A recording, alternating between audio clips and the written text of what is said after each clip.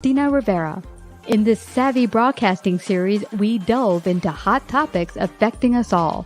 With cancel culture and big tech censoring any opposing ideas and thoughts outside of mainstream ideology, it has become more important than ever that we tell the raw truth about everything from U.S. world politics, COVID, Christianity, and everything in between.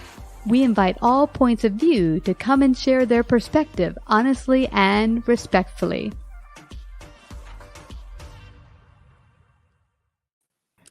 Hello, Dr. Aaron Hartman. Welcome to Savvy's latest series, Forbidden Speech. How are you?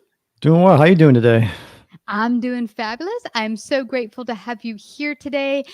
We have had other doctors on that are in the functional health arena. And before we get started, if some people have missed our past episodes with doctors of such, I'd like for them to understand what is integrative or functional medicine.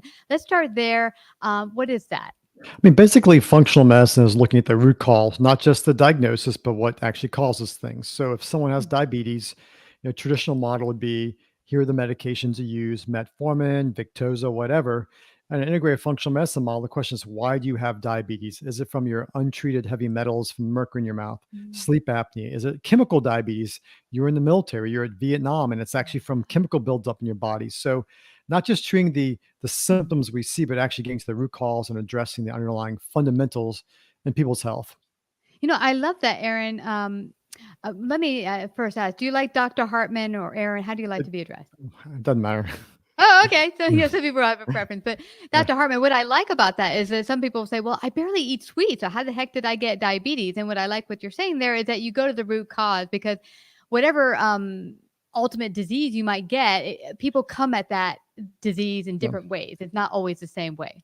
Correct. Yeah. And the thing about functional medicine, some people call it precision medicine or personalized medicine, where I'm actually diving into their issues. You mentioned diabetes. A lot of slender females in their 60s are pre-diabetic and diabetic because of neuroendocrine disruptors or chemicals in the environment that mess with the hormones. That includes plastics. It also includes a lot of personal healthcare items. It includes pesticides. And so, again, not just giving them metformin to get their A1C to come down, but actually, why do they have whatever's going on? And that's the fundamental principle that underlies functional medicine. I love that because I had been diagnosed pre-diabetic. I've worked on my diet and I've now exercised. I've gotten it under control. But yeah, I hadn't even thought that, something not just sugar related could Yeah, be a possibility. So that's great to know. Now, but today we're going to focus on something very important and people are really worried about because we've been talking about it for 2 years, COVID, but you're going to help people with vitamin deficiencies and tips on how they might combat COVID. Instead of being scared in the corner, there's tips and things that people can do to arm themselves. So let's go there. What are some of the things people can do? I mean, the biggest thing right now is vitamin D deficiency, which I've been talking about since 2003, 2004. Vitamin D deficiency is the single biggest nutritional factor associated with severe COVID. Zinc deficiency in the elderly, about 42% to 48% of elderly are deficient in zinc. B vitamin deficiencies, 40 to 60% of the population is deficient in any one B vitamin. When you add them all together, everybody's deficient in at least one B vitamin. So, like getting in those basic, that's like the basic nutritional stuff. And then there's even a deeper dive into other factors like gut health. There was some recent data that got published this past about 2 weeks ago, restating what was originally published 2 years ago, which that the bacteria in your gut, also referred to as a gut microbiome, sets people up for severe COVID as well as long COVID. So if someone's dealing with long COVID or symptoms of their COVID for more than 12 weeks, then their gut actually probably is one of the setups, one of the antecedents, as we refer to them in the functional medicine world, the things that come before whatever's going on now. And so those are just a couple of the basic things that everybody who's had COVID, has long COVID, are going to get it. And the reality is with Omicron, the B.1.1, the B.1.2, your audience may be familiar with the Omicron version 2. These things are getting less serious and more infectious, which means we're all eventually going to get this, whether you've had it yet or not. If you had the vaccine before or had Delta, like I had Delta, you're probably going to get these other versions because this is turning into a regular good old-fashioned coronavirus. And people don't realize that 30% of upper respiratory tract infections during a typical flu season are coronavirus. and 15% of head colds are a coronavirus. It's just now we know about the SARS-CoV-2, which is a very particular brand of coronavirus. So is the common cold of yesteryear in the same arena as the COVID Oh, thing? absolutely, yeah. Oh, Coronaviruses are typical head cold viruses. It's just that this oh. particular one, SARS-CoV-2, Mhm, was really bad for about it had lethality of 0.3%, which is mhm, pretty bad, you know? mhm, Well, it's reverting to the mean, just like the stock market goes up, it comes down, but the reversion to the mean, if it's about 7% returns over 40 to 50 years, right? mhm, Same thing with H1N1 in 1918 and 1920. Well, H1N1 is the normal flu these days, but it mhm, was Spanish flu, 100 years ago.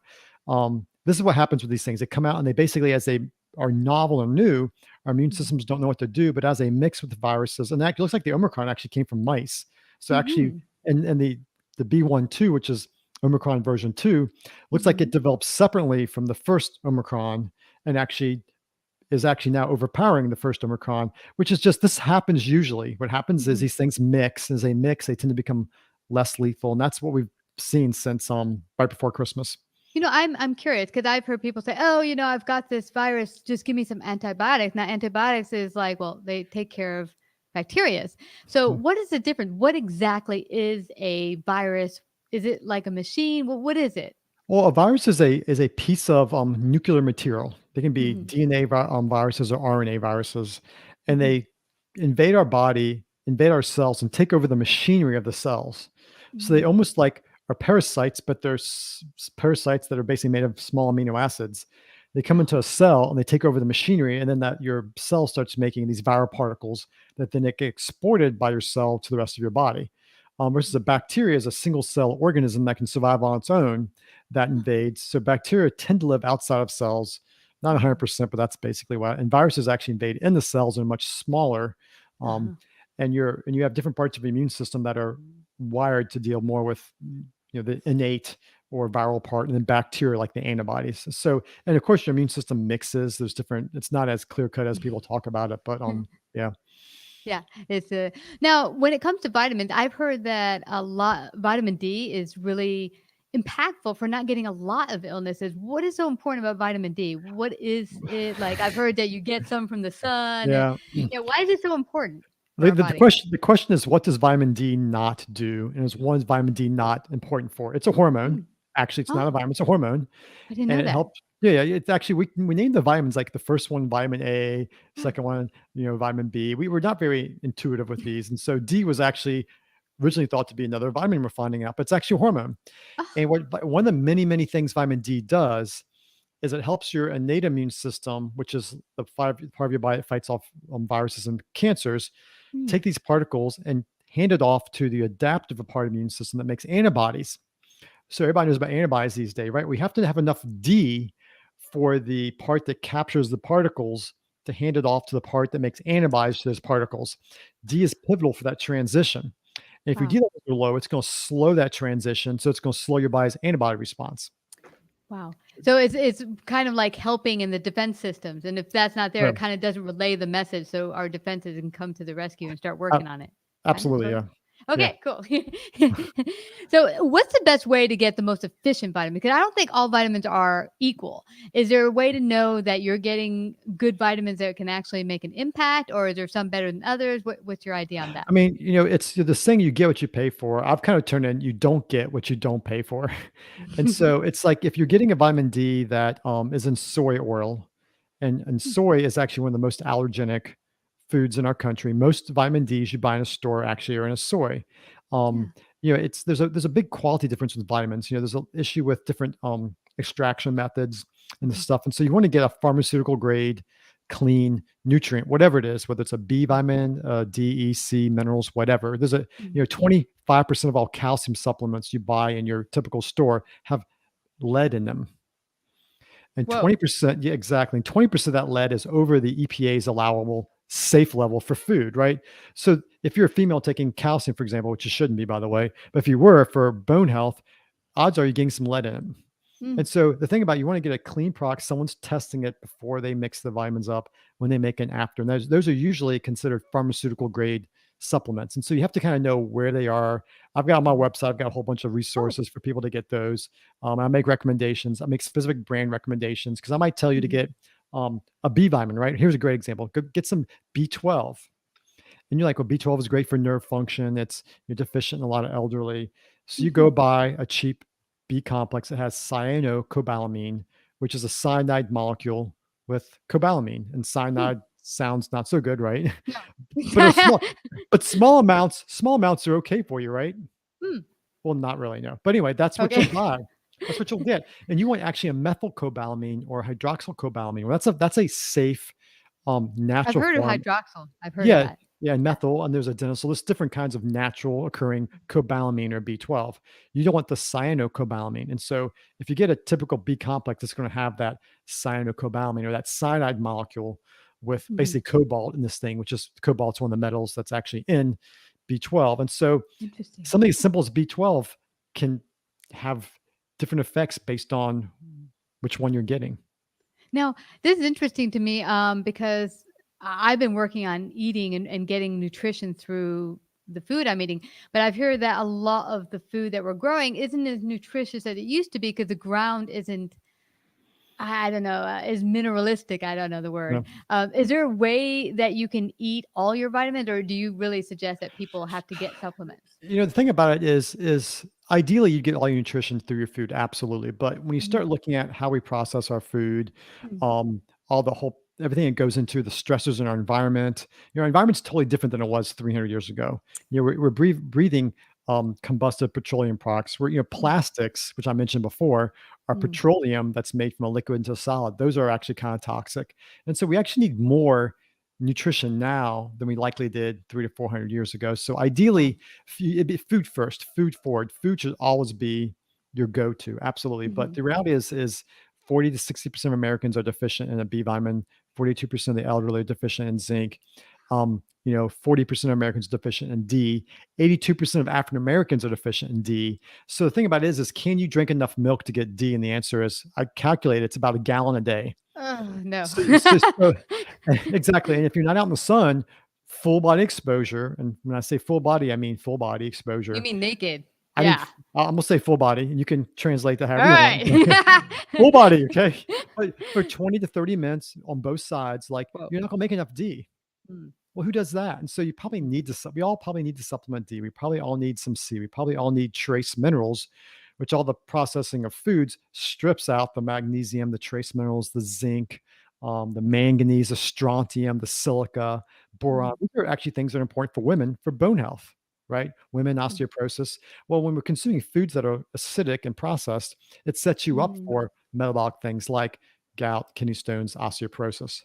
Oh, no, don't like that. I'm getting Yeah. older. Don't want that. Now, I joined a place called Stem Lift around here, and what's really cool about it is I go to cryo this chamber Yeah. that's supposed to help with recovery, but they offer like vitamins that you can inject.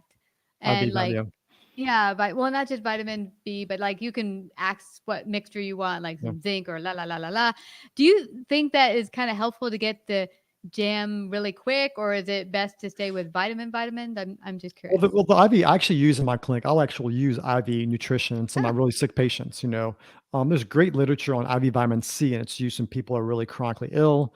Hmm. One of the local critical care doctors in Virginia, Dr. Merrick, did some original research on IV vitamin C in sepsis patients in the ICU, showing it lowered the risk of death 80%. So there's really good use for this. But ideally, you'd get your levels checked and see what you need and get an Mhm. evaluation. A lot of these boutique places are more like general health and wellness, and the doses of the Mm. vitamin C are actually not super high. They're maybe 5 or 8 grams.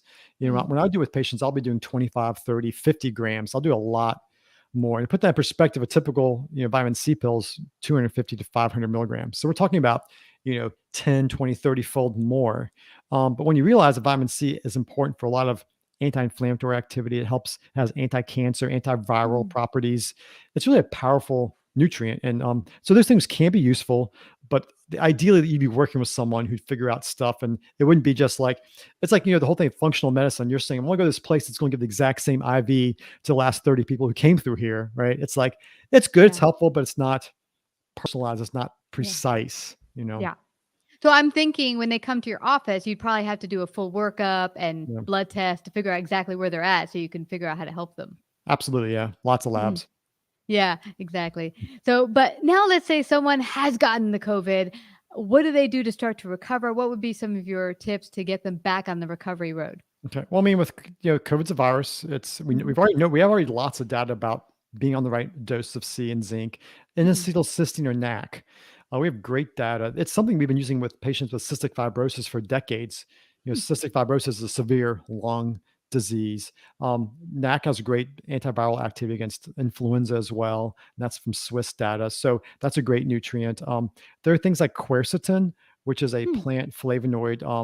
Quercetin's like nature's hydroxychloroquine.